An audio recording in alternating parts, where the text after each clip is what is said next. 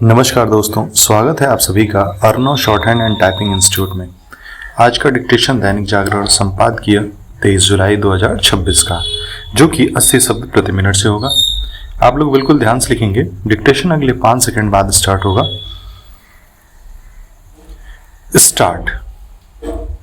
Monsoon सत्र के तीसरे दिन भी संसद नहीं चल पाई क्योंकि कांग्रेस इस पर अड़ गई कि पहले शिक्षा मंत्री धर्मेंद्र प्रधान त्यागपत्र दें, क्योंकि उनके इस्तीफे के बिना संसद में नीट पेपर लीक और इससे जुड़े अन्य विषयों पर सही तरह चर्चा नहीं हो पाएगी।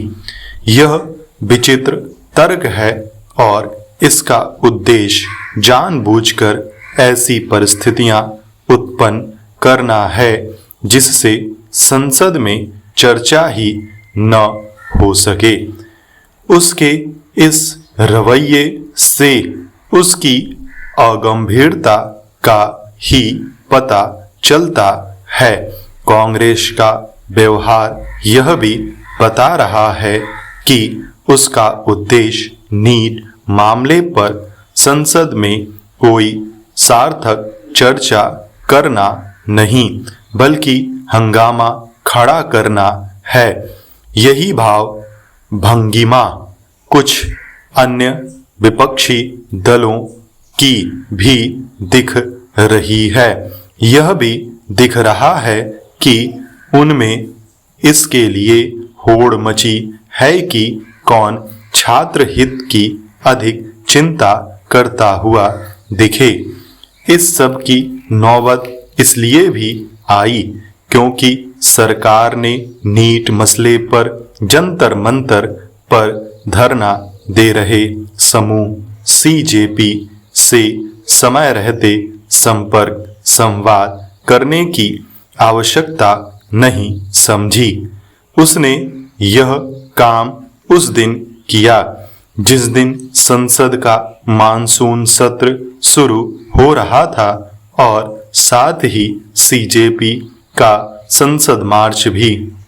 यदि सरकार समय पर सक्रिय होती तो संभवतः जो कुछ हुआ और हो रहा है उससे बचा जा सकता था।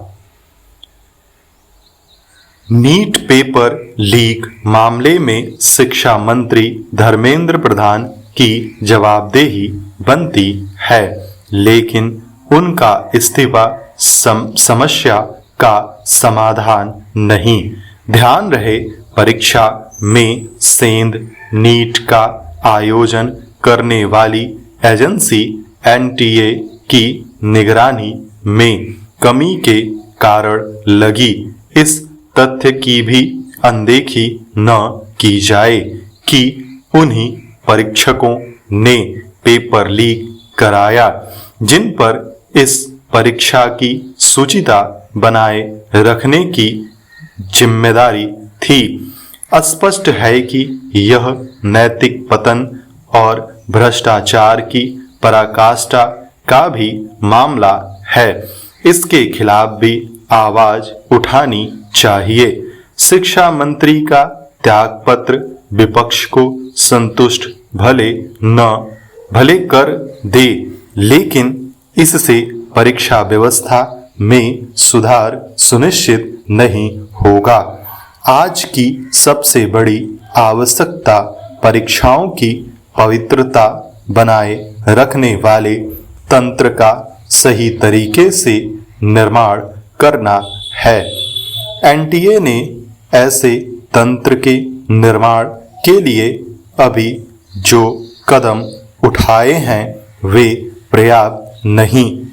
विपक्ष को परीक्षाओं की शुचिता सुनिश्चित करने वाले ठोस तंत्र के निर्माण में सरकार को जवाबदेह बनाने के साथ उसका सहयोग भी करना चाहिए।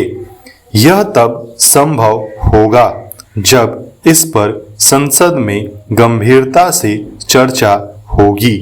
संसद के भीतर बाहर जैसी परिस्थितियां बन गई हैं, उन्हें देखते हुए शिक्षा मंत्री के त्यागपत्र की संभावना इसलिए नहीं क्योंकि ऐसा होने पर हर छोटे बड़े मसले पर संबंधित मंत्री के त्यागपत्र की मांग का सिलसिला कायम हो जाएगा।